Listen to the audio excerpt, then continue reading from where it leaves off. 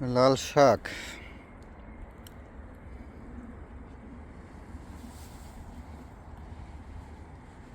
এবার চেষ্টা ছিল ভালো কিছু করার, একটু দেরিতে করলাম, তারপরেও দ্যাটস ওকে। এখনো ফুল আসে নাই। এই ক্ষেতটা সবটাই থাকবে বীজের জন্য। আগামী বছর যখন বীজ হবে এই ক্ষেতের থেকেই দেব। এইটার বীজ দিয়েই আগামী বছর আবার নতুন করে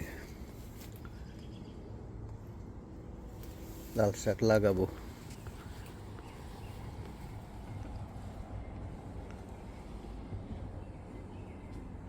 সবাইকে ধন্যবাদ।